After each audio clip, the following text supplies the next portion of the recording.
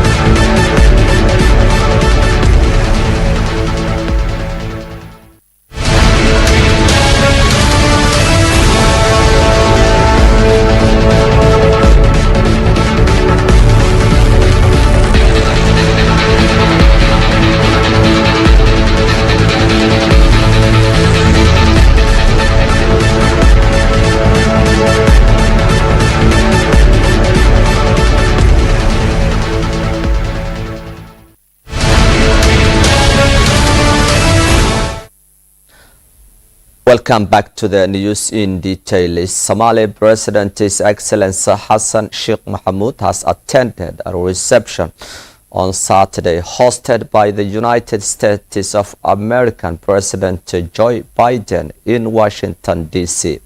President Mohamud commended the U.S. government for assisting Somali's war against Al-Shabaab, emphasizing that the Somali people and the government were fighting to flush out the terrorists from the entire country.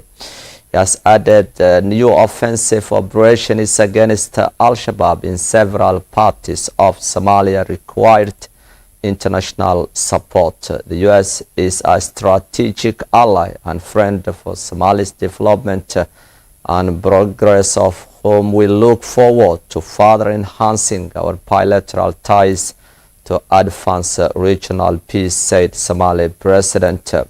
During the 77th of the UN General Assembly session, he told the UN Assembly on Thursday that his country was committed to fighting against Al-Shabaab and the global terrorism. Still, he urged the international partners of Somalia to abandon their policy of containment.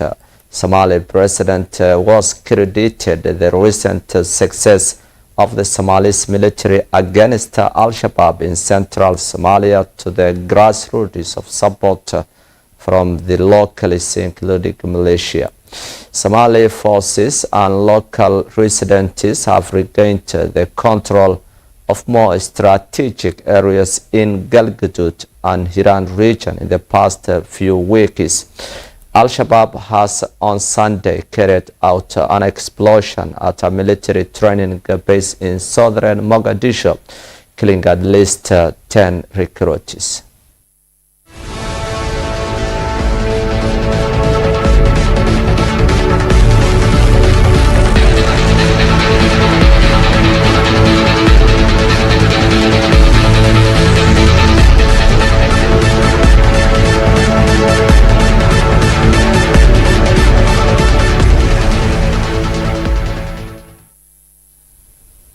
Somali government forces backed by the anti-Al-Shabaab militia recaptured several small villages from the group in Pai region on Sunday. The joint forces have taken over the small villages of Peyale, Alio, Deo, Hawa, Daisile, Proma, Coronio and other areas which were previously under the control of Al-Shabaab militantes. A military official involved in the operation is against Al-Shabaab told the local media that the government forces and their local residents allied had inflicted a heavy defeat on the militant group Al-Shabaab. He didn't specify the number of the casualties resulting from the operations, but emphasized that the operations would begin in many front lines in Southwest State Regional Administration. On Saturday, the security forces and local militia conducted operations in Berdale, Kansahdera districts within Pai region to flush out Al-Shabaab militants. The ongoing military operations against Al-Shabaab by the Somali forces and local militia have gained more success in the past few days in Hiran and Galgaduud regions. Somali army commanders say the forces killed more than 100 Al-Shabaab members during the weekend offensive to retake territory from the Islamist militant group in the country.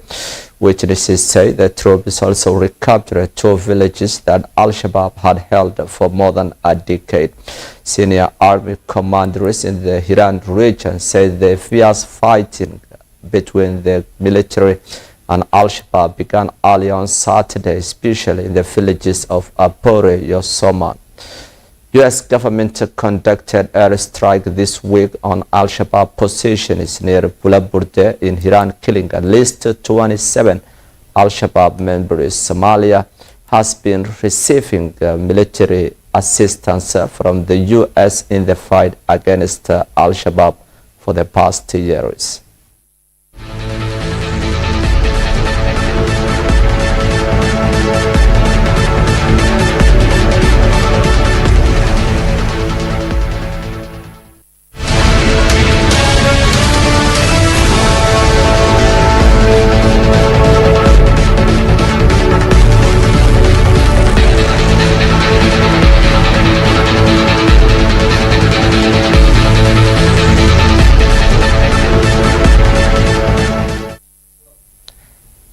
Somaliland is facing a political crisis as the regional breakaway in northern Somalia has postponed the election for the presidential election.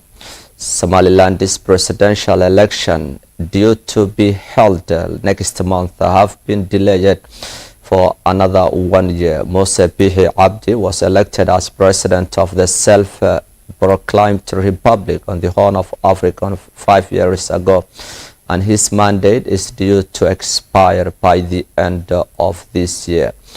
The election was expected to be held on November 13th, months before his mandate expires.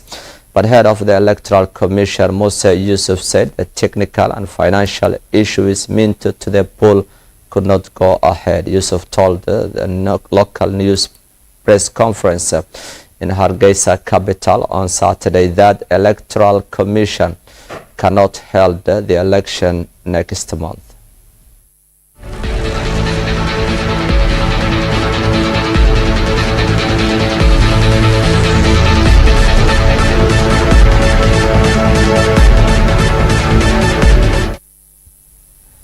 That's all for our today's English news. Live from Mogadishu with me, I am Omar Noor, and the entire team of the program. We leave you. Bye for now.